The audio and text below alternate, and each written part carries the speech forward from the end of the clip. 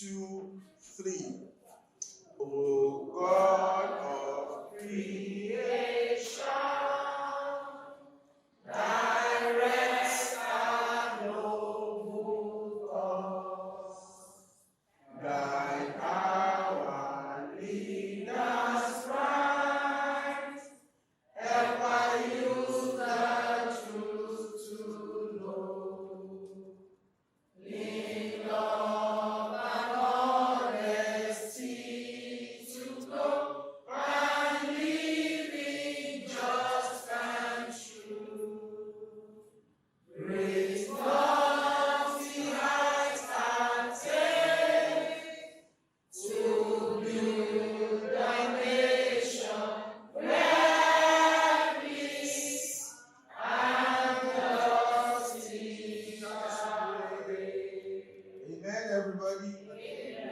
Thank you very much. Please be seated. Can we clap for ourselves? So, we are going to see if people can be coming in from the back door or perhaps as the front door for this building, so that we can reduce the movement around here. Let me tell you how this program is going to run quickly. We have done the most important thing. We have prayed for our country and for ourselves, all right? We're expecting some guests. Some are here, so I'm going to let you to meet them. And we are going to have an opening remark. If the person to give the opening remark comes, we'll do it right away. Otherwise, we can push it back. But very importantly, we're also expecting to have an opening remark by the chairperson of the Lagos Albinism Awareness Society. We will introduce her once I'm sure she's in here. And then we are going to have a very important talk about why we are here and about what we need to be doing going forward. Okay? I'm going to introduce those of our guests that are here.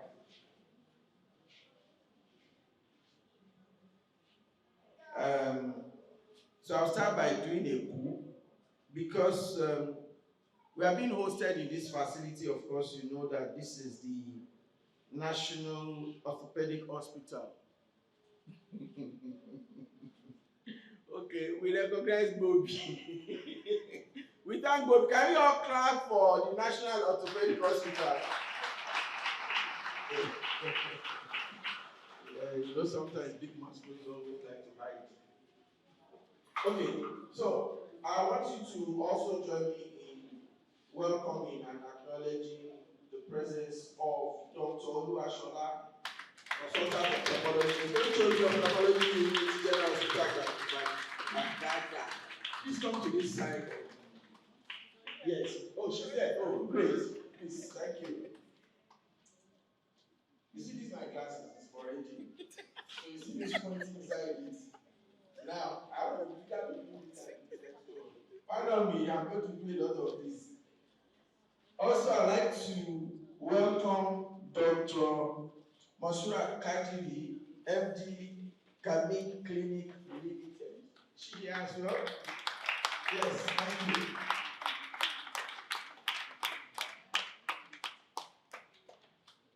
Okay. I also want to welcome and thank our chief host, Dr. Alima Mustafa of the Restore Foundation and Nauru. Yes, I can't see your name here and I'm wondering what it is. Please, another round of my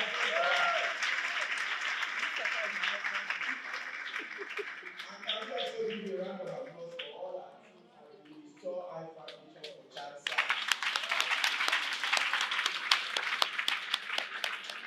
Well, I also have a name here that you should know about.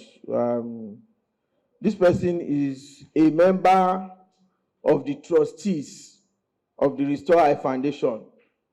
And he also happens to be a Dr. Mustafa Alimi. Can we clap for him?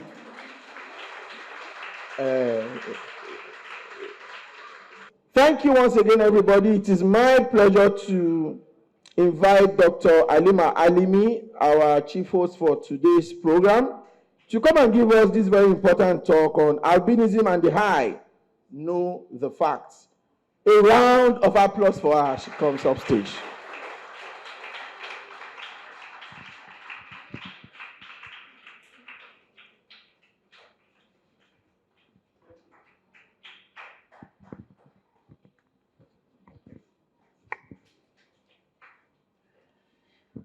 Good morning, everybody.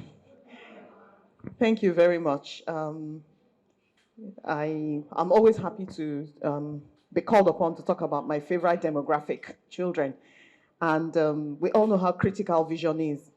Some time ago, I think it must have been last year, I attended a book launch called Melanin Minus, and where someone who had a child with albinism was launching a book, just talking about her experience. And I remember I was called upon to give a lecture, so I came to talk about eye care. And then I said to myself, beyond talking, surely there must be something I can do to make a difference. And I also know there's a lot of ignorance out there. And so we dreamed of having a situation where we would gather people with albinism and have an eye care program. And I'm so grateful to God that this has happened now. And this is, the result, that we're here to help people. And so thank you very much, the Albinism Society, for giving me the opportunity to serve you. So you're welcome. Now, today, part of what we're doing is also hoping to send the right narrative forward. And so, quite apart from handing out devices to people to make things better for them, we need to have the right narrative. What are the facts about albinism? So we hope that today you can learn more and take the story to everyone you know. And so that's what I'm here to do today. So I'm Halima Alimi, Executive Director, Restore Foundation for Child Sight, and the topic is about albinism. So we'll start with an introduction. So albinism is a genetic condition. So it's an inherited condition, and the way in which it's inherited is by a mechanism called autosomal recessive, which means that you have a gene from either side of the family manifesting. And what happens is that it's either a partial or a total lack of a pigment called melanin. It's thanks to the pigment that all have relatively dark skin. And so when you have a lack of melanin, either partially or totally, the result is albinism. It occurs worldwide, even amongst the Caucasian population. So even amongst the people we naturally call whites, abroad, they still have albinos amongst them. And it's estimated that 1 in every 17,000 individuals worldwide have albinism. And albinism doesn't only occur in human beings, it also occurs in other species, just about any species, albino snakes, albino rats, albinos, anything. And so this condition can also manifest in non-human species. So the topic, albinism and the eye. And so this is what, an eye with albinism looks like up close. So you see the lack of pigments, even the lashes look white, the eyebrows, everything. Right. So an eye, the eye of an albino is a unique one. That's because there are structural differences right from development of this child in the womb. And so when there's a lack of melanin in a child that has been conceived, the way in which the eye develops is totally different than every other person's eye. And so there are some guaranteed structural problems. The way the back of the eye develops is different. The way the nerve of the eye develops is different. The relationship of the nerve of the eye with the brain is different. And so these are part of the factors that guarantee that every albino eye has vision problems. Apart from the structural differences that the eyes develop with, they also come with what we call high refractive errors. And so amongst the general people, you will find people who are long-sighted, short-sighted. Sometimes they tell them they have astigmatism. But in albinos, it's complex. So the errors can be very high in power, or they can be very irregular. And so you have them having the same errors, but in a very complex manner. So this adds on to the visual difficulty. Also, there's an intolerance for lights. Part of what melanin, that pigment, does for us is to absorb excessive lights. And so when you don't have melanin, what happens is you're taking the full force of light. And that's why you see, especially outdoors on a sunny day, you see the average albino shading their eyes. They can't function properly because there's such glare. The light is so much brighter than it needs to be. So for all these reasons, every eye with albinism has visual challenges, absolutely no exceptions.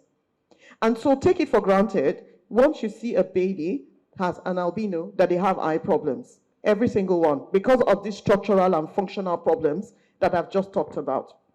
And this defective vision means they can't see clearly. It starts right from very early in life, and from birth or sometime in infancy. The eye features in albinism, and I don't need to tell you a lot, you're all here, so you already know what I'm talking about. Your vision is unclear. You can't see clearly. So that's the most prominent thing. And then they have a very short viewing distance. What that means, especially for things that are close to them.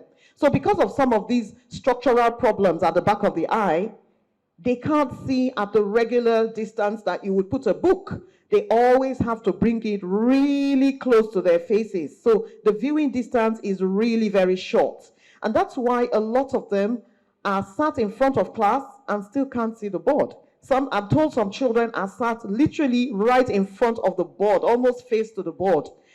So these are some of the issues that we have in albinism.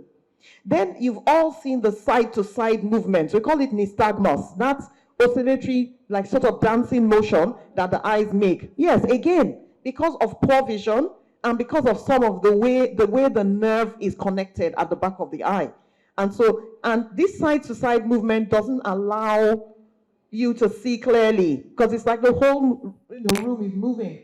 And sometimes some of them can find a position in which the shaking is reduced. And so they just move their heads in that position. And so sometimes when you see the children, you see their faces are turned, or you see them going chin up, chin down, or tilting their head. That's the position in which the eyes shake the least.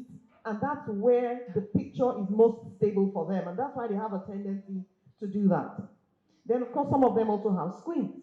Squint means that your eyes are not looking straight ahead in the same direction when you're looking forward. So sometimes you see the eyes turning in, turning out. Sometimes it's one eye, sometimes it's both eyes. So all of this is also partially related to the functional problem of not seeing clearly. Now, what are the consequences of visual defects? So when you have visual defects, you have difficulty. Vision is critical to development right from infancy, then through education years.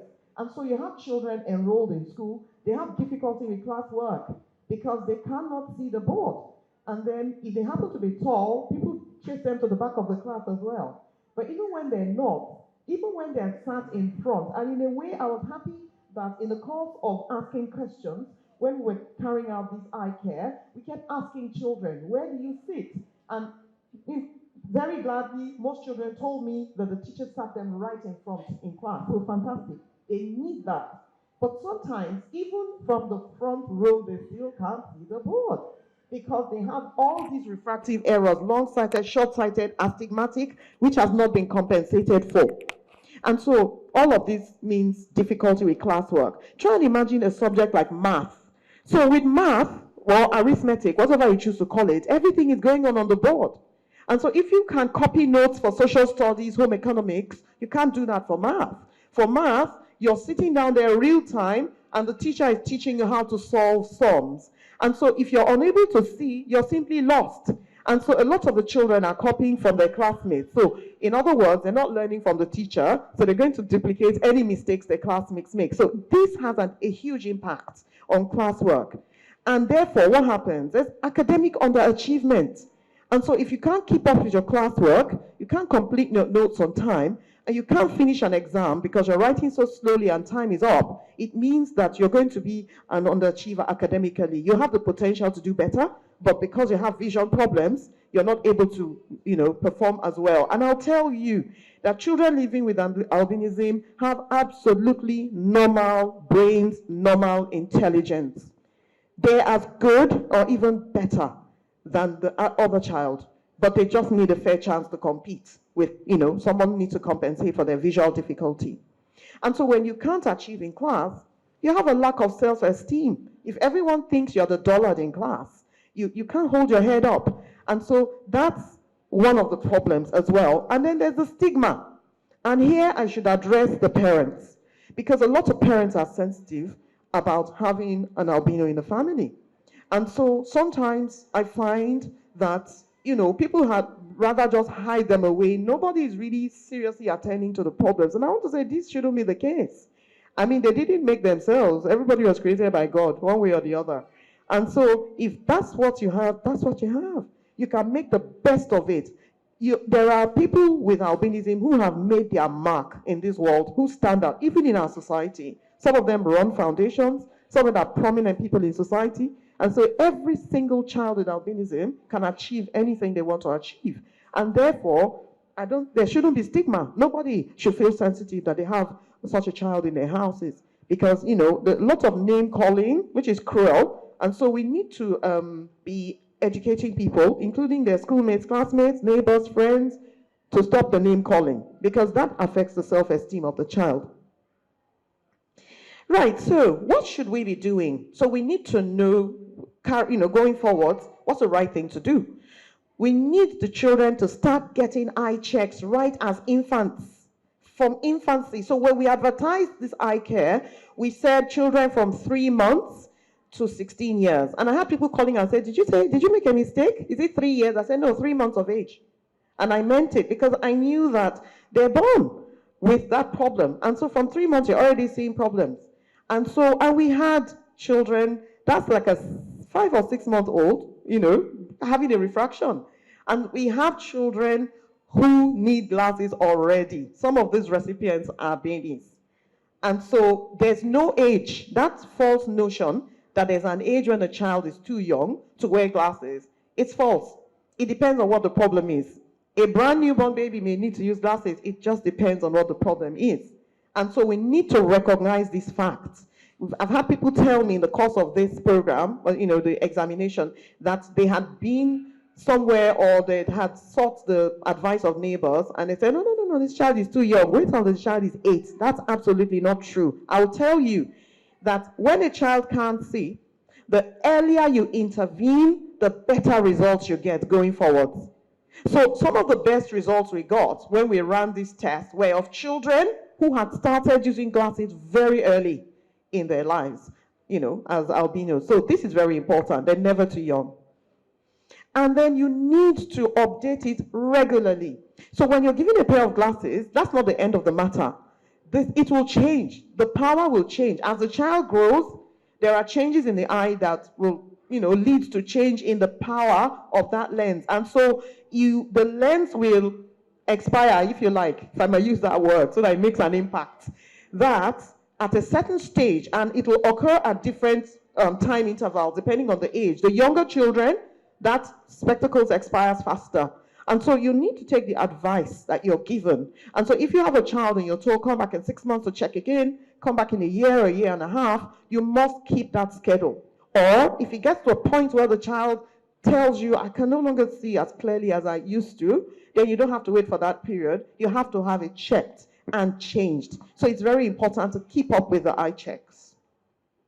And spectacles should be started as soon as is recommended. I've already addressed the false notion that children are too young to wear spectacles. So when you're recommended glasses, please, the child needs to use the glasses. And ideally, the lenses should be photochromic. So photochromic means that when you're indoors, there's no sunlight, so it's nice and clear. When you step out and it's sunny, by itself, the lens will change and become dark. The more sunny it is, the darker the lens gets. So it absorbs the excess sunlight because the child lacks the natural mechanism that helps you to absorb sunlight, which is the melanin. And so if you want them to be able to function outdoors, they need to have that photochromic pair. And that's what we set out to do. So these glasses are literally all photochromic, except for 1 or 2 that are really young babies, whom we know are still indoors for now. So ideally, it should be photochromic, or your lens should have what you call clip-ons. A few of these are clip-ons, so they're clear, and then you clip on a dark thing, over it. This is very important. This will help you to see better outdoors. And when you wear glasses, you need to know, ideally for you, it should be all day. They're all day wear glasses because they're compensating for complex errors, and we don't want to have gaps in treatment. So once you put on the glasses and the child can see better, the eye will get a better relationship with the brain. So if you keep discontinuing it, then you're setting the progress back. And so the glasses need to be all day wear, and there needs to be consistency, which means wear them every day. Don't decide it's weekend, take off your glasses. No. Or I have parents who tell me the child only wears glasses in school. Once the child gets home, they say, okay, now you're home, take off the glasses. Absolutely not. The glasses should be worn wherever they are, except when they are sleeping or if they're in the bathroom or something, taking a bath. But otherwise, you should put on the glasses and perform every task with the glasses on. And it's always safe to have a spare pair. So whenever you wear glasses, whether you're an adult or a child, have a spare, because anything can happen to the main pair, and you can have gaps in use if you didn't have an extra, that you can call upon while you're sorting out the problem with the one that you have. Let me just mention that what we've done is we've put the prescriptions of all the lenses in every single case. So there's no mystery. You know what the lens power is. And so that's to enable you to get that extra pair. Hopefully it's properly done where you're going anytime you need to. And ensure the lenses are clean. So I've had sometimes patients come into the clinic and say, I can't see properly with these glasses, and we look at it and it's, especially children, they've touched the lens, their fingerprints all over it, it's smudged, there's oil, and it's not clear. You can't see through a hazy lens. And so again, included in the packs are microfiber cloths and sprays. So you need to spray and clean it whenever you think it looks dirty. Hold it up to the light. If it doesn't look clear, spray front and back, clean gently with the cloth, and it's good to go. The cloth is microfiber. Don't use any other thing. Otherwise, the coatings on it will scratch, and the cloth is washable. So once it's dirty, wash it, let it dry, iron it, is good to go again. If the fluid runs out, get lens cleaning fluid. Most pharmacies sell lens cleaning fluids. So that's how to take care of your lenses. And then safeguard them with strings. So we've put strings so that they don't fall off and break or something. And so these are all things you need to know about your spectacle use. Sometimes spectacles don't solve the problem. So we have a few children who the abnormalities in the eyes are so bad that conventional glasses doesn't help them. So for such children, we have to rely on other, what we call low vision devices. There's several, but this is just one that I, brought here. We call these TV telescopes. And so with this sort of device, sat in class, this child will be able to see the board and also will be able to read. As you can see, he's reading, wearing them. It's adjustable. So all he needs to do is adjust to, to the power that will help him read. And so sometimes we have to resort to these. So again, front row seats are absolutely important. So if your child isn't sat in the front row, absolutely insist on it. And in the middle as well, not at the ends, in the middle. And that's what we're depicting here, with the child sat in the front row, middle seat. The teachers need to understand that bold font writing and good contrast enhances vision. So it's not just about the glasses.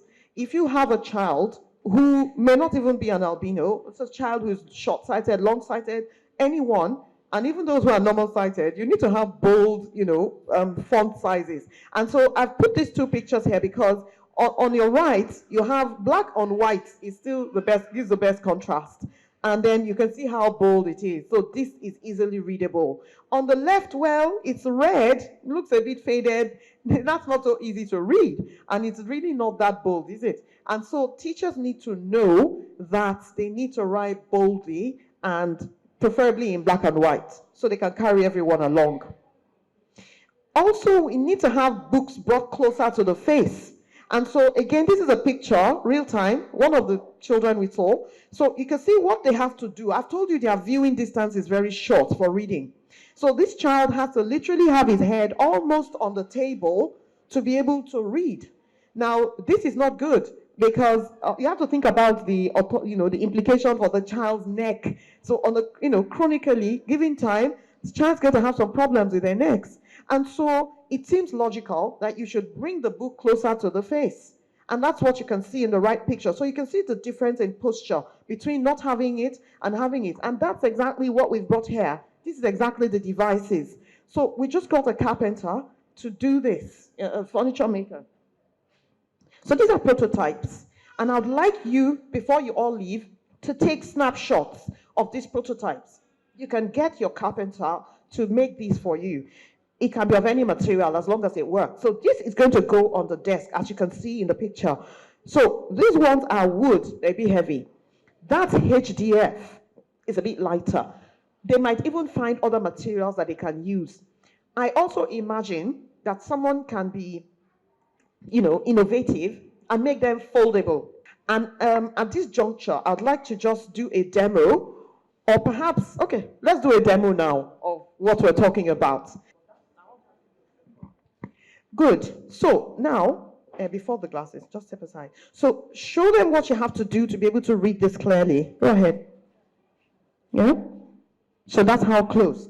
Some of them go even closer than that. I've seen children literally, and I'm sure you've all seen that at home, with their faces literally almost in the paper. However, if you had this, glasses, glasses. Oh, sorry, the child there. Sorry. Okay, put it on. With her pair of glasses,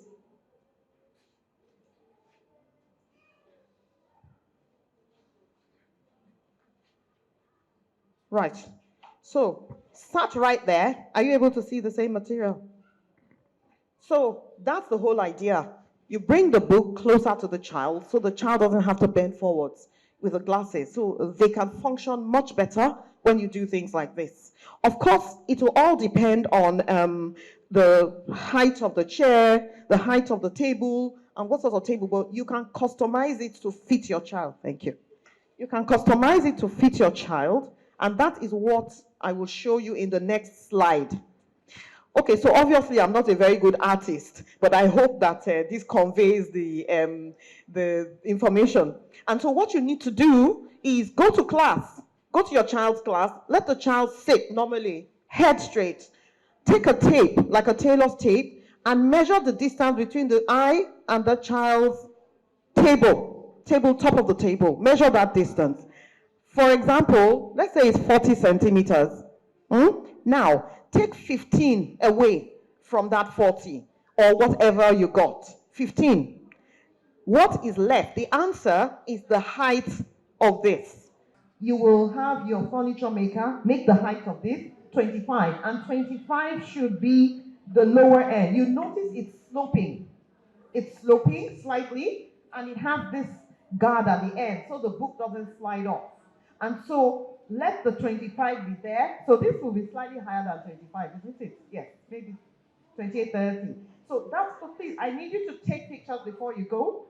And then so that you can tell, but 15 is the amount you need to minus from when you measure the child's eye to table. Okay? So this is very important. Right. So just extra advice that would help. Face caps in bright sunlight. So we need to, already we've said that the photochromic lenses will help you, reduce the amount of glare. But sunlight streaming in from the top. So a face cap in addition will help you screen out what's coming up from the top. And then cover as much skin as possible. This is general advice. When you have low melanin, your skin is sensitive to ultraviolet radiation. Ultraviolet radiation on the skin can actually cause, possibly, maybe not commonly, but it can cause a cancer, a certain cancer of the skin. And so you want to be preventive. And so make sure you have, protective clothing, long sleeves, high collars, face caps, so as little skin as possible exposed. If they get sunburned easily, and there's a risk of cancer. And then use sunscreen. If you can get sunscreens that work for you, sunscreen lotions that you can rub on your skin to help you reduce the amount of ultraviolet radiation. Now, we've talked about what we all can do. Government has a role to play. And one of the things that can aid vision is to have large print books. So you have no control over the size of print. The publishers just make their books, and with this tiny print, the child may be struggling. And so it's important that government comes in here, and we're going to make in that position with government and see where we get with it. But government needs to have special edition textbooks for children with albinism and other children who don't have albinism but have other visual challenges. And so if government made the mandates publishers to have special edition, large and bold size versions of all textbooks and workbooks. This will certainly enhance the functionality for the children. Also, computers. I mean, computers are everywhere now. Everybody is online. And so the children with albinism should not be an exception. But we also know that they may have difficulty seeing the print, on the screen. So again, there are software and keyboards that give you good contrast. Bolder writing of the letters white against a black background, and then nice. So these are all things that might be difficult to come about individually, but government is in a position to make such a difference. Screen magnifiers and all that. Yes, so these are things that government can step in here. I would love to see, in addition, a dedicated day for children with albinism and other visual difficulties, where they can just walk in and it's a dedicated day. Everybody knows that if you're a child with a visual disability, that this is a day to go and get special attention, because they need more time to come to a logical conclusion. So that's what I'd love to see. So all hands on deck. So let's just get the story straight, and we need to take this story around to anyone we know. Every child living with albinism has some visual difficulty. Examination is important at an ophthalmologist, and it should begin as early as 3 months of age, and you have to follow up regularly thereafter. Spectacle use should begin as soon as it is recommended, and lenses should ideally be photochromic or darkly tinted. Front row seats and bold writings are a must, and we need to bring books closer to the face of the platform on a desk, as has been demonstrated. Every child with albinism can achieve just as much or even better than any other. They just need a fair chance to compete. And that's what Restore Foundation has set out to achieve, such dogged determination. And so we intend to chase this down and continue to attend to children, living with albinism and other visual difficulty. Our mission is to help attainment of future potentials in disadvantaged children by optimizing their vision, because we know vision is critical to education, critical to what you attain, tomorrow in future and national development. And incidentally, it's our birthday today. So today, Restore Foundation is a year old, 15th of October 2022, and this is what we have managed to achieve in the last 12 months. So through our community programs, we've disbursed almost 2,000 bottles of all sorts of eye drops, solving medical problems. We've trained 707 teachers to learn how to screen vision. It's our belief that every teacher should be kitted and have the knowledge to pick out a child in a class with defective vision. And we also give schools free kits with which they carry out. So we train them, and then we give them free kits that they can use to carry out this simple assessment to know what child hasn't read what they should, and refer them wherever they have to go to get help. 707 directly trained. They come as representatives from schools, and we mandate them to go back and teach every other teacher in the school. So indirectly, we believe that 707 can extrapolate to maybe 3,500 if one teacher trains 5 others. And we will continue to do this. We're nowhere near our target, so this is an ongoing thing. 372 free and subsidized pair of glasses. Our belief is that every child who needs glasses should get it. So we do what we have to do to make that child have glasses. If we have to give it free, we do that. If we have to subsidize it, we do that. Surgeries for cataracts to restore vision, squints to restore alignment. This is the number we've done.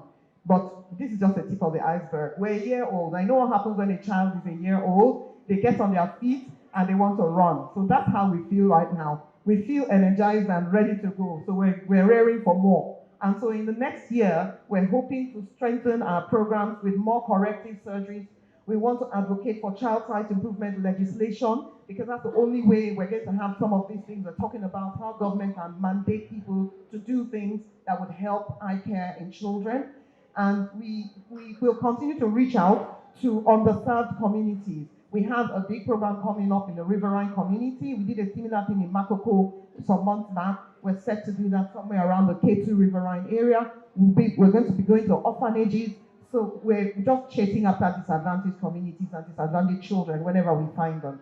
And we need to continue training teachers. Our task is not done in that respect. and free medications and eyeglasses subsidized will continue. So join us in our journey to help children. I want to give a big shout out to the absolute best team of eye care in the community, Team Restore. Yes, thank you very much for everything. And so, thank you very much for your time, everybody.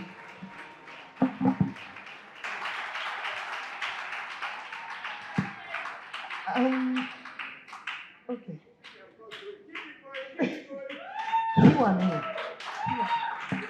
My question goes to her. She made mention about the measurement for the bench for the kids. Is the measurement in inches or meters or in centimeters? You didn't mention that, ma. Good afternoon, everyone. Good afternoon. Happy birthday to Restore Foundation. And we, Albinos Mother, we are very grateful for this opportunity given to us because it's a great opportunity. Because I could remember when I want to get glasses for my children, we spent close to 80,000 naira just for the three of them. Now giving us a free of charge is just a great privilege to us. Then my question is this, talking about the desks now, in a school whereby they have like 3 students in a bench, that they use that long bench. And you know the benches are not that spacious like that. Then you have an albino child which is among them. How can we make use of this without other children complaining? My name is Short Abdul.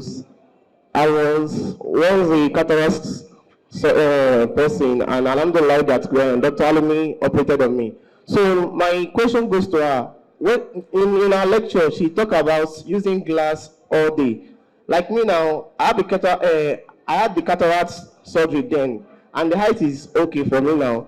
So I'm using a photochromic glass, but sometimes I feel like instead of me putting the glass, I would like, let me just remove the glass. But if I'm outside, once the sun is too much, I'll put on the glass. So I want to ask her that, is it true that we should be doing like that? Because from what she said, she said we should be using the glass all day. So I want to clear that. To convert, what would 15 centimeters be equivalent to in inches? So that's math now. So you can use your online converter and just convert from 15 centimeters to inches. So if you measure in inches, minus the equivalent of 15 centimeters in inches. So that's what you do. Yes, 15 is specific for centimeters. So you have to convert. But I think it would be less cumbersome if you just did it in centimeters and meters. That there are different sizes. The initial ones we made were a little wider. And so I asked the carpenter to try making something more narrow. So you can see that this is narrow. I don't know how small the desk can be, but I think that something like this wouldn't be taking up another person's space. It can be made slightly narrower. That's why you have to go to your child's class and measure out the actual scenario. Sometimes, these were made to sit on desks like this. Not all children have desks like this. Sometimes it's a narrow, really narrow table. And so the base, your carpenter has to measure. You have to actually take your carpenter there. Measure the base to fit, the device. Otherwise, you can't have the device falling off. So these are prototypes. These are not the exact thing you must use. It was the idea that I needed you to see. You have to customize your own measurements and to the tabletop as well. I really want to appreciate Dr. Alimi and our team for doing this. This is a giant stride in this our generation. I really appreciate it because if people like us in our own generation have this type of thing, we won't have the challenges a lot of our persons with albinism are having presently. Because of this low vision issue, a lot of persons with albinism drop out of school. But with this gesture that Dr. Alimi and our team with our foundation has put in place, sky is the beginning of limitations for our children with albinism. So once again, I say kudos to you, and I really appreciate God for putting it into your, because it's God Almighty that gives people initiatives. You don't just wake up one day and say, I want to do something. It's God Almighty that puts that initiative into your mind and still give you the power and the enablement to carry it out. So I really return glory to God for that. And I thank you very much. And I pray this will be an annual event for children with albinism in Lagos State. Thank you very much. Once again, I say good morning to everyone. I'm just so delighted with what Dr. Alimi is doing here. She's a wonderful colleague, and she has a big heart, and you can see it in what she's doing. The questions, she's answered all the questions beautifully. The only little thing I'm going to add is regarding the guy that had the cataract surgery. Like she rightly told you, you would have been advised. But the difference between you and these children is that their own brains are still growing. Your own brain, if you're over the age of 10, is already done all the growing it's going to do. So it's not going to do any more growing. So you're not going to be as affected as these children. So if you're happy with your glasses on, fine. If you don't want, if you see better without your glasses, that's okay as well. We're not too worried about the adults when it comes to glasses. But if I didn't see the guy, so I don't know if the guy was an albino person. Is it? It's not, fine. So because if you have albinism, then you still need protection from the sun. That's the only time I would come in. But if you don't have albinism, as it's in your case, whatever you're comfortable with, that's fine. We give glasses, but we don't mandate you to use glasses as an adult. But they are mandated because they get additional benefit. Like Dr. Alimi said, when you go into the sun, the glasses become darker and it protects you. Even when you're using your VDU, if you have your screen very bright, that light can hurt your eyes. It can make you uncomfortable. But with your glasses that being photochromic, that was additional benefit to you, even when you're using your laptop. So we still encourage you to wear your glasses all the time for the special people with albino, with sight deficiency, the ones that we're here today for. So we will encourage you to always have your glasses on, and the parents as well. Always encourage them. You know, children, they will just put the glasses to one side. So just always remind them that put on your glasses, because it's very critical till they get to the age of 10. And after that, they will still need them for the sun. So it's just, we cannot emphasize this enough. And Dr. Alina has done such a wonderful job that there is really very little more to add. Thank you very much. I am not adding anything new to the questions. Most of it has been answered, and they have been answered beautifully. But my only advice is to the parents here, because this is more than just screening. It's a movement that we all need to key into.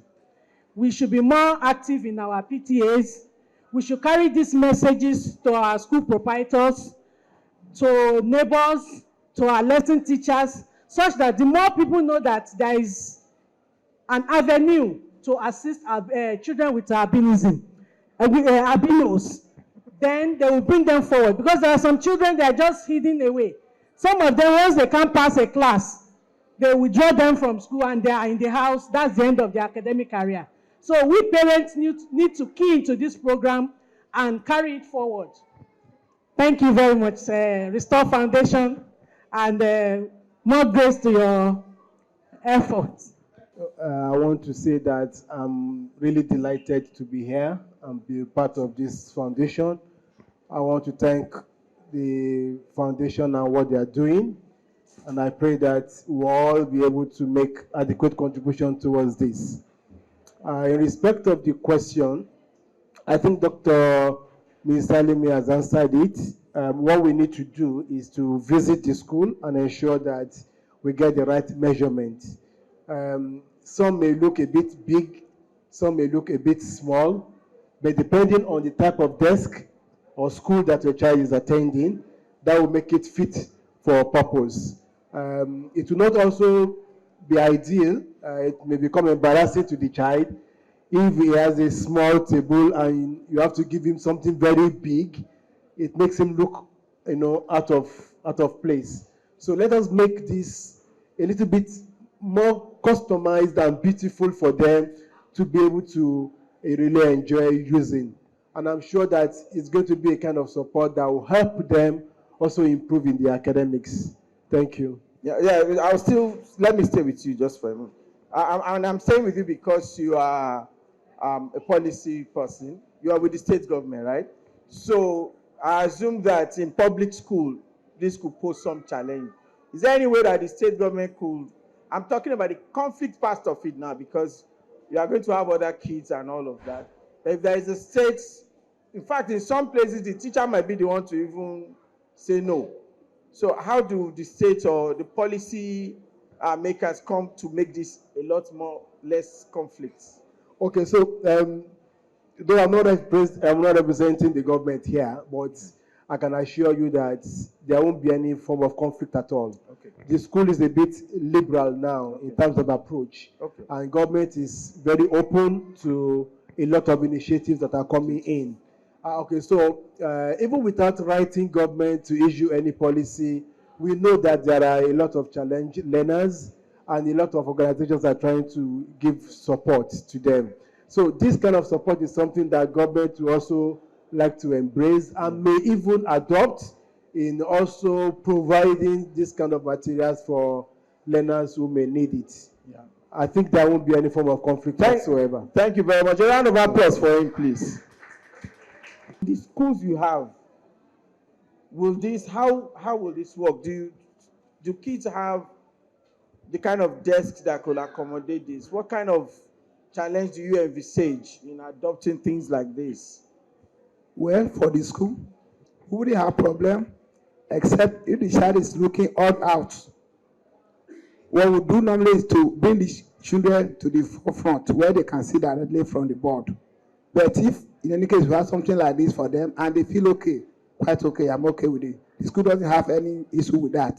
Long as they can tell us they are okay seeing the board where they are sitting or using this, we are okay. Nothing against it.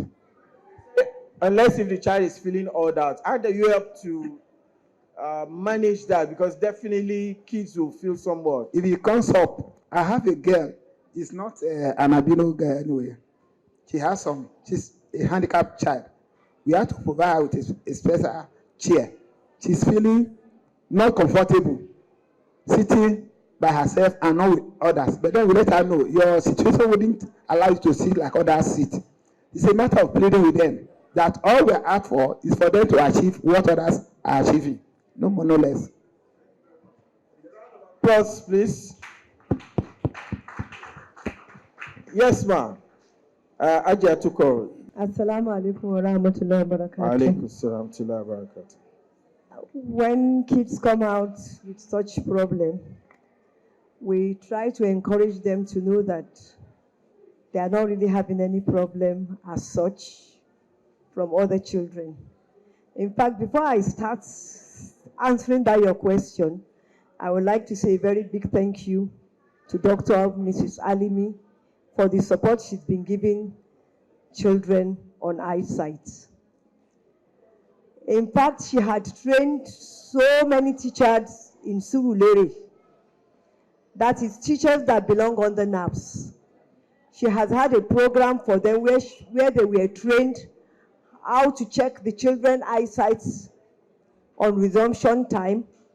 When we resume school, the teachers are trained how they will check the children's sight and know those with problem and those without problem.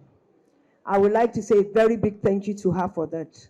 The last training she did for about almost 200 teachers. And each of those teachers went home with material to use, which we are using in our schools. Alhamdulillah for that. Anytime you come up with any suggestion about children's sites, she's always there to support and help.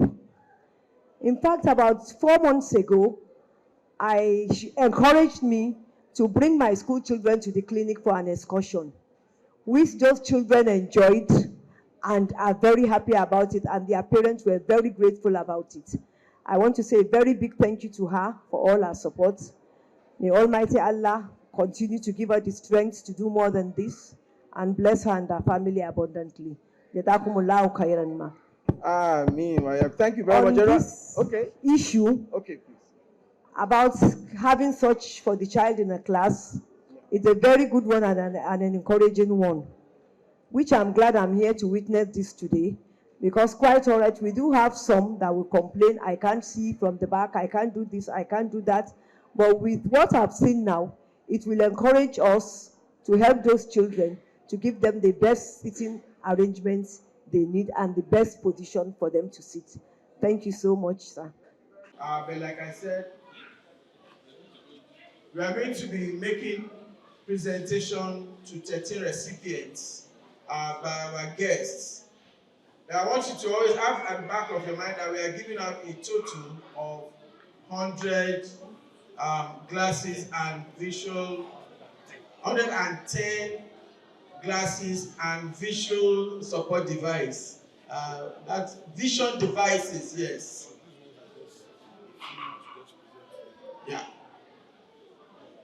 Okay, so to do the first presentation, let me first be sure that. Okay, so do we have Shemilore Adewoye here? Where are you? Can we see you? Hey, come, young man, don't be shy.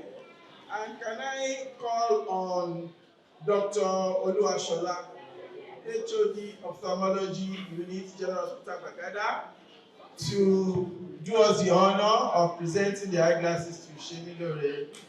And it's going to wear it, and we're going to see how handsome is going to look with it.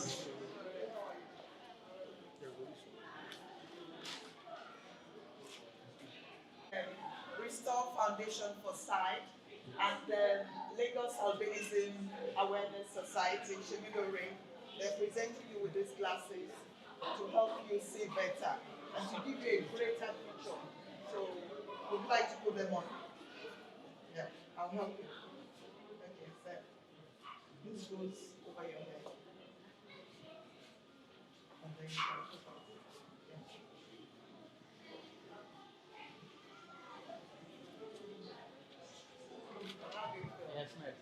How do you feel? Great. Great. Can we give him a round of applause, please?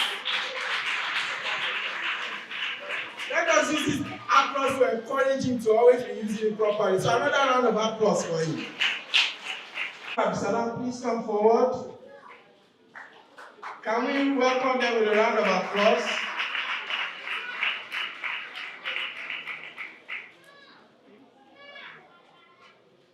Okay. Now, Drama, did you hear what doctor said about how we can have good eye health? You heard that very well, right? Great. Okay. On behalf of the Stop Foundation for Child Sight and Lagos Albinism Awareness Society, I'm happy to present these beautiful glasses to you to help you with your sight and to give you better opportunity with your education. Congratulations.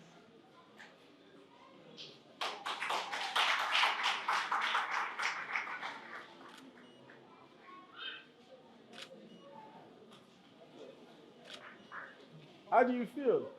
I feel happy. Great. A round of applause for him, please. Okay, thank you. Take care of your glasses. That person Lagos Albinism Awareness Society to make this presentation to Daisy.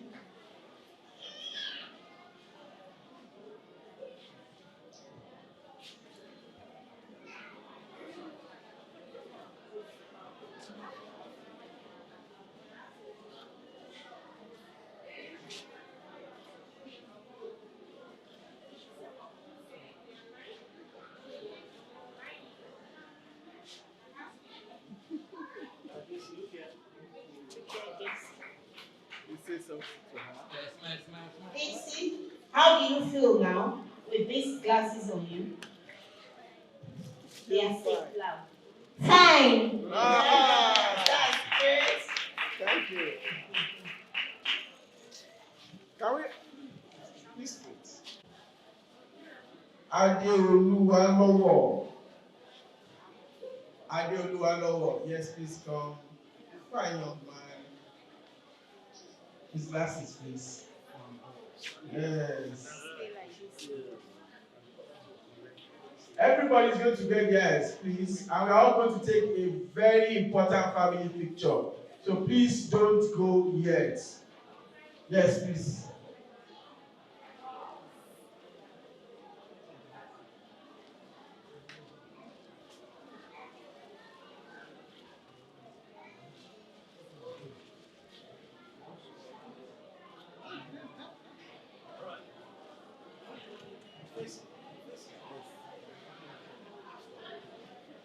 Okay. Look straight, my girl.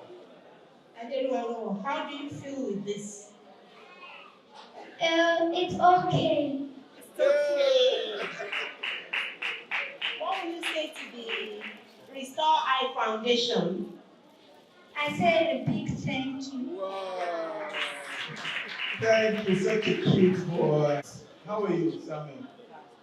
Okay, to make the presentation to Adekule Samuel, and I'm going to seize the opportunity to also welcome one of our big supporters, a person of Professor Fatima Abdulkarim, consultant pathologist and Fajin Medicare Foundation. We welcome you, Ma, and please come and make the presentation to Adekule Samuel.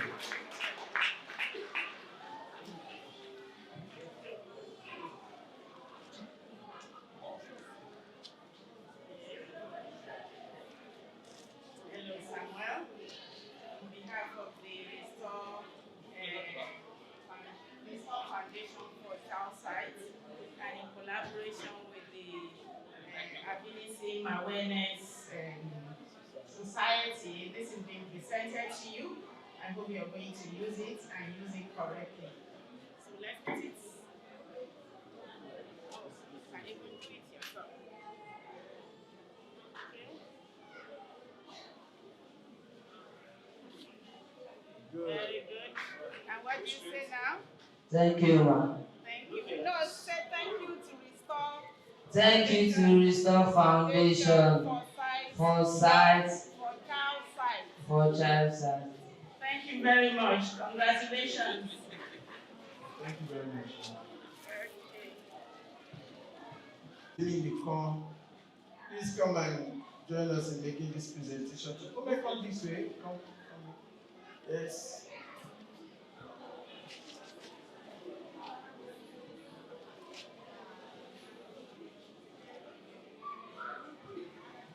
On behalf of the Soft Foundation for Child Sight, in collaboration with Lagos Albinism Awareness Society, I do present to you this class for the correctness of your eyes and further studies. God bless you. And what we have to say after this? I feel good. Good. Great about that. Hold on. Look here. All right, thank you. A round of applause.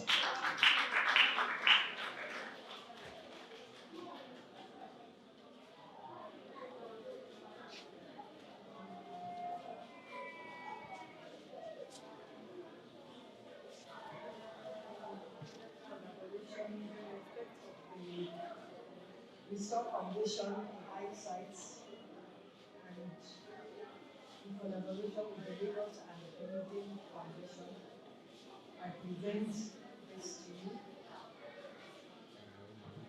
to improve on your sight and make you become a good learner.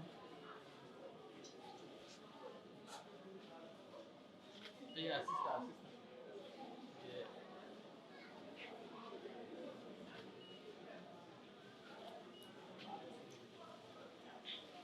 How do you feel with this honor? I feel special. You feel special. That's Let's happy say it she again. feels special.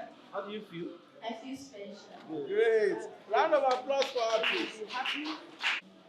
Come. No closer. Move your cap. Take out your cap. It's okay.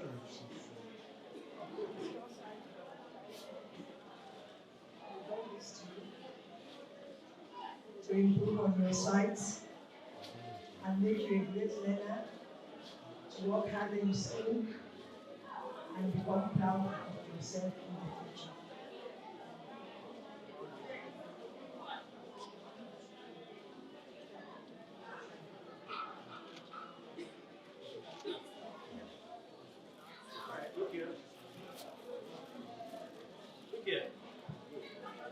How do you feel with this one now? Please put it to our mouth. I feel great. Thank you. Yes. Do you see any difference from before and now? No. Eh? Do you see any difference when you were not using the glasses on and what you are seeing now? Feel better. You feel better? Yes. I'm happy about it. Yes. Continue using it at all times and make very good use of your kids. Okay? Thank you, Mom. Thank you. Can we have a round of applause for them? Fake glasses to aid your vision and for a brighter tomorrow. How do you feel? I don't know. She feels good. Have a round of applause for her, please. Thank you. You can go. How are you? Fine. Great.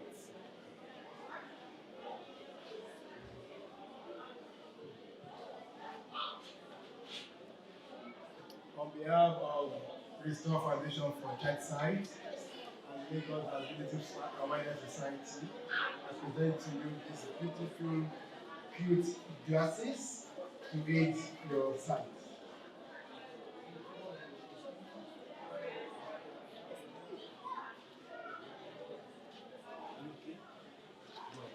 How do you feel?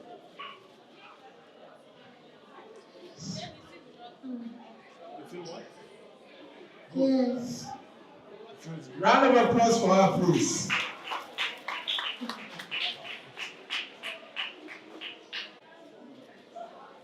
Good. Wow, awesome. Very cute. So, my cute girl, how do you feel? Do you like your glasses?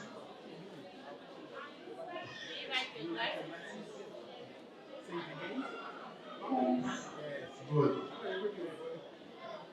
Thank you very much. A round of applause, please.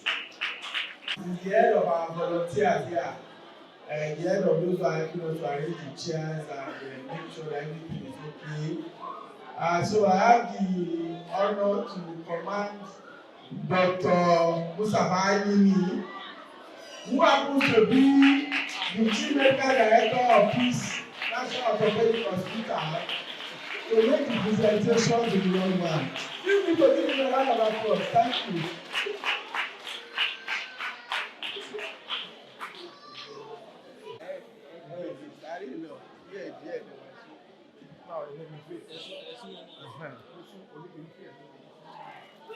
Okay, what do you like to say to him? Microphone. I hope this improves your vision very well. How do you feel about this? You fine? Say so. Do you like it? Yes. It's a shine one. Good.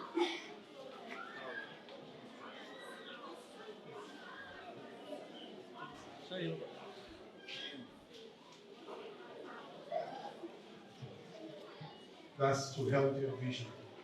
How does it feel? They can't hear you. And She looks very happy as well. Please keep it up. Thank you. Yes, thank you, Dr. Alimi. Thank you, Rita. My name is Dari Dairu, as I've been introduced. A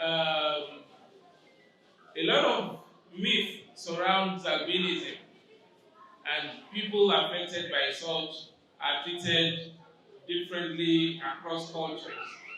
I know that in Tanzania, for example, people with albinism are most endangered because they kidnap them for ritual purposes.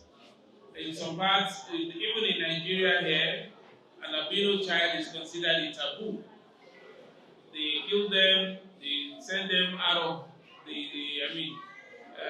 village and all of that. And some people believe they are, oracles, Osha, and they should be worshipped and all of that. But all of this is just because of one single thing, melanin. Melanin. And God in His infinite mercy does as He chose. Just because of one thing, melanin is missing in the skin, the entire pigment and color, is changed. And that is what has made us all react so differently, from confused to amazed to awe. And when something is so fundamentally shrouded in a lot of cultural and spiritual misconception, it is difficult. Most of us know that malaria is malaria. If you have malaria, if you cannot go to the hospital, we have our own dongoyaro leaf and a couple of other equally effective local herbs that you can use. But when it comes to something that is shrouded in so much misunderstanding, like albinism, we have cases of people who get the first onset of skin cancer as a result of albinism, and they think, ọ̀fà ni o, iṣẹ́ ayé ni o. And instead of them to go to the hospital for early treatment, they go to their villages. And the thing gets worse and worse and worse. And by the time they are overwhelmed, they now come back and they now start, pulling la soda and all of that. And that cancer, any form of cancer, it is not easy to manage. It is expensive, and it can be terminal. Okay, so those are the issues around albinism, as simple as just a matter of melanin. And of all the issues, one fundamental one that we always seem to overlook is that of the eyesight. I feel going to jail. Taffy by jail, you can only marry, you may die and all of that. And things that would have been easily medically corrected at childhood is left unattended to, and it's aggravated and it gets worse. Thank God that we have foundations like Restore Foundation for Child, who are taking it upon themselves to not only take care of this, assist parents with children with albinism to tackle this issue early, but also creating awareness about the general, phenomena of albinism and how to manage it such that the child can still live a fulfilling life. Government cannot do everything alone. And that is why when we see valuable partners like this, we try to do our best within whatever constraints to ensure that we support them.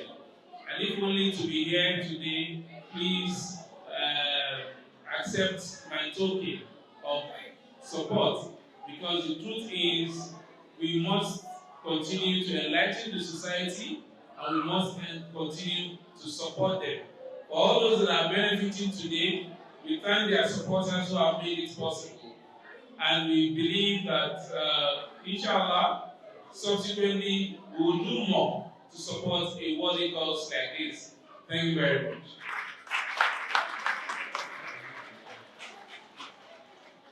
That round of applause is not enough at all.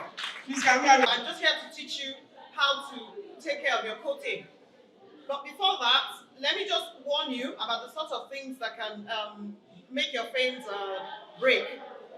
Handle your frames all the time two-handed.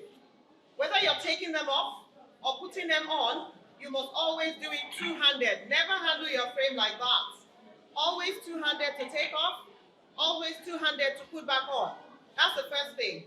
Now, when you need to clean your lenses, in your packs, you all have a microfiber cloth.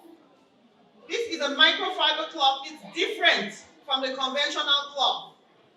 The conventional cloth would scratch and made from wood fiber, so they would scratch your coatings. But the microfiber cloth is a softer cloth that would help preserve your coatings. And never clean it dry. Always clean it when it's wet. Wet it with a lens fluid, not water. The sort of thing you can pick up in any pharmacy once you run out. All of you have this in your packs. Once it runs out, pick up in a pharmacy. Now, so what you do is you spray, and you don't have to clean it every day. It depends. Hold it out and see if it's looking dirty or if there are prints or smudges on it. Once there's any such thing, spray and handle this time centrally. If you want to handle, never handle by the stem, always in the center. So you spray in the front, put some of that behind, same thing behind. Now, your microfiber cloth. So now, after spraying front and back, you just hold it still by the center and then gentle circular motion. So it's like I'm drawing circles with the same time front and back. Thumb in front, fingers at the back, very gentle. And the cloth is very absorbent. So before you know it, it's dry. Same thing on the other side. Gentle circular, no pressure, front and back, and then it makes your lens crystal clear. Once that runs out, you can always buy in a pharmacy. You know, if you look around, lens fluid, they sell them. And so that's what I need you to know, because that will determine whether your lens remains nice and clear for its lifetime. So that's very important, right? So now, having said that, the other thing I'd like to say is that everyone else here will collect their glasses. What we've done for order is to arrange the tables by your surname. And so, if your surname O, you would come to this table labeled O. If your surname goes from S to Z, then that table. If it's, there's a E to J, I think, E to N on that table, then A's, all letter A's. So you just follow your names. That's the other thing. Now, one more thing that I want to talk about. Some of you have what we call clip-ons. Some of you have special frames called clip-ons. The lenses are clear, but it comes with a set of colored clip-ons, like that. And so what you do is, you can choose which clip-on you want to use. The black and the blue function the same way, I want to believe. This one is good for night vision. But let's say it's a sunny day. So what I'm trying to say in essence is this particular lens is not photochromic. So once it's indoors, he will wear this as it is. It's not sunny. But once he has to go outdoors and it's sunny, so those of you who have clip-ons, you just gently, it's not complicated, that's it. It clips right on, such that when it's sunny, he's protected like that. Once he comes back in, yeah, he just takes the clip-on off, and he's good to go again. The only thing is, you have to be very careful. Don't lose your clip-on. Because once you lose your clip-on, that's it. Like I said, this one is good for nighttime, these other two for daytime. And so for those of you who have clip-ons, just to demonstrate that that's how they are used. Okay? Pardon? No. He has, again, some of you have bifocals, because that's a requirement. That was what would help you see. And therefore, I have to teach you today how to use your bifocals. It's a bit different than what is not a bifocal. So there are a few people, 7. Perhaps this may be the time to call out the names of those 7, and you're one of them, Newman. So I can teach you. There will be a separate corner where I can teach you how best to use your glasses. So let me just quickly announce the other 6. So apart from you, Newman, there's yes, Oguyemi Olabimpe. Oguyemi Olabimpe. So you can just come and stay here where Newman is, so I can see you. Onyema Wisdom. Then Olulano Nifemi Olulano. Then Akim Fatia. Oluga Theophilos Oluga. And then Favor Adeshino. Then Gerard Goico.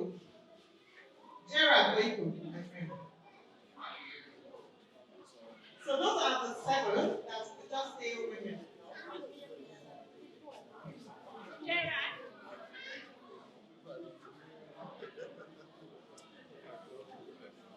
of Restore Foundation, the board and trustees of Restore Foundation, I would like to appreciate them and the honor of presenting these eyeglasses to Newman Ozuluba.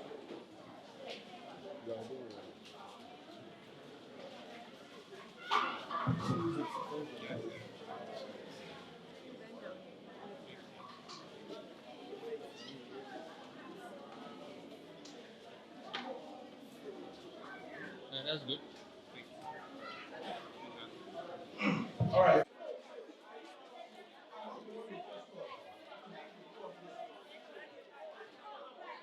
Those special 7 that doctor called, you have to come up here. Those 7. Come up here.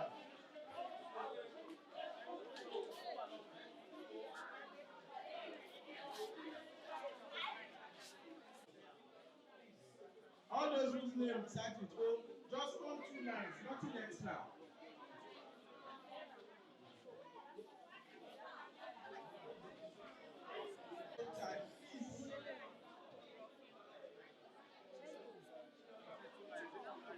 And as you are collecting this, please stay behind to end this program with us. We have to take a big family picture, okay? Please don't go. What's your name? Huh?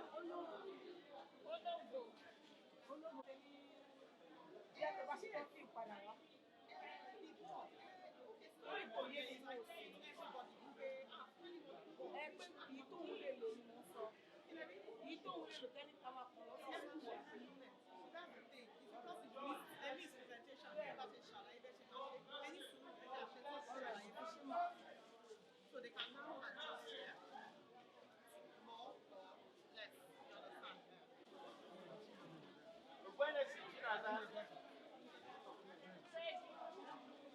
You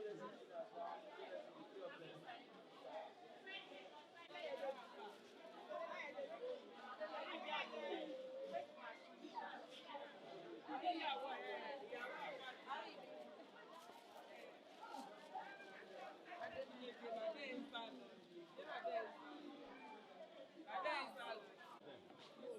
Can I sign? I'm coming to sign. If a chuku.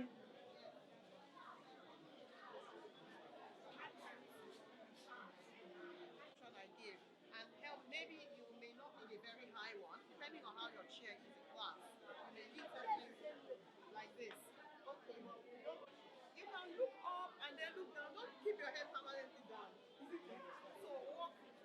Yeah, go again and come back. Look up. Look up. Look up sometimes. Don't be fast. Don't be fast. Go back. Go back. Go back. Walk back. Go back.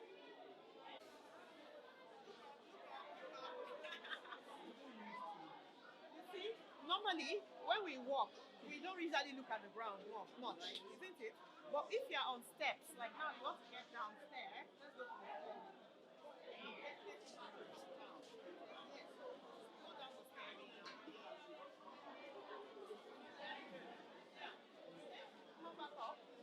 Exactly. Very good. That's what I want.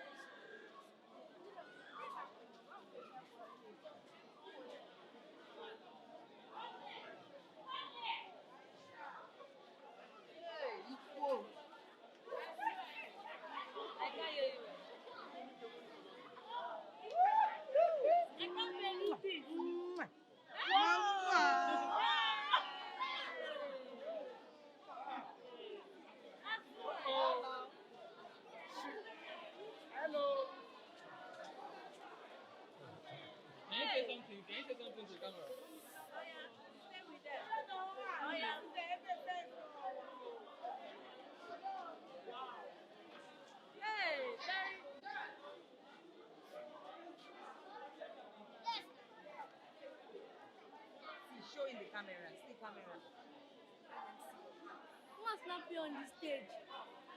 On the stage. So you bring a picture. I can't.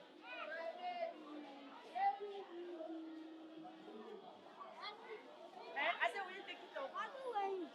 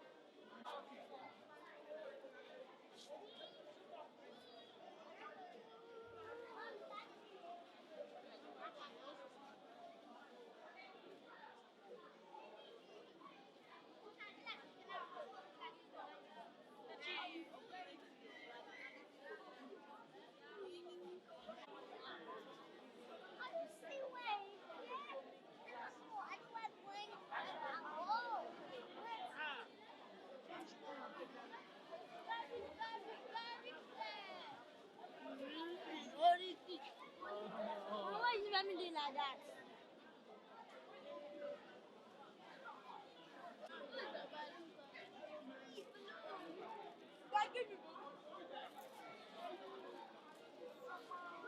Don't make it loose.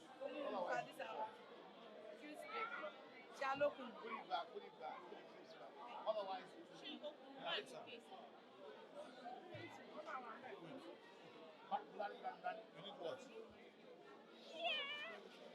Hello.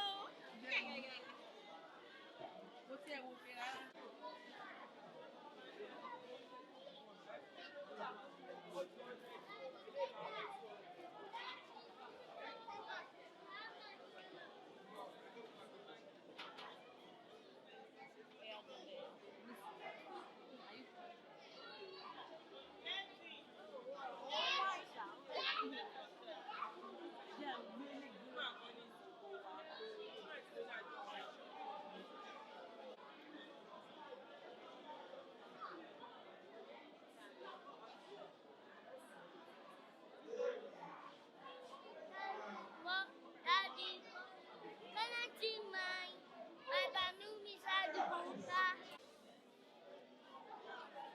Okay, so can we please sit down? Can we not use outside to come in this program? And we need everybody's attention. Yes, that's cute. The youngest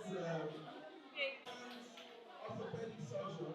Please rise up so that we can see you. A round of applause for him, please. Thank you very much for joining us. Of all other recipients. So I need 2 parents. I have the volunteer already. Yes, ma'am, please come forward. We want to thank God who has made today a very successful outing for us.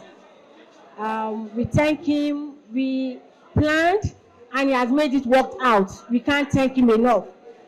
I also want to thank our special guest, Alhaji Ogundayo. Thank you for honoring us. And we hope we will still have a lot to do together. This is just the beginning. There's still a lot to do to help the needies. Yeah. Also to the other guests, Dr. Kadri, Professor Abdul Karim, Dr. Ogunwiwa, Mr. Ayofen. Ayoshetemi nìkan. Mr. Ayoshetemi nìkan. Dr. Okay, she's out of here. Then Alhaja Tuku, Dr. Adegbite, magistrate, Owolubalogun, our guy at the top, Dr. Alimi Mr. That's what I call him. Dr. Alimi Mrs. Thank you very much. Now, we also want to appreciate the Lagos State Albinism Awareness Society, Mrs. Omolola Josephine. She has left. Thank you for coming, and we want to appreciate all our children for accommodating us. It was it was 2 weeks, an event, 2 weeks event, and we really appreciate you all. Then it's also important to thank Cytic. That is the optical company that helped us with the glasses, and they gave it to us at a very good discount. We really want to appreciate them, and we also hope we'll do a lot together too. The member of the media, we say thank you. Then the Great Restore team. I want to say thank you for all you've done. Don't forget, there's another outreach coming on very soon, so make sure you rest this weekend. I'm sure Dr. Alimi is already warming up for the next outreach. So I want to say thank you very much to all of you.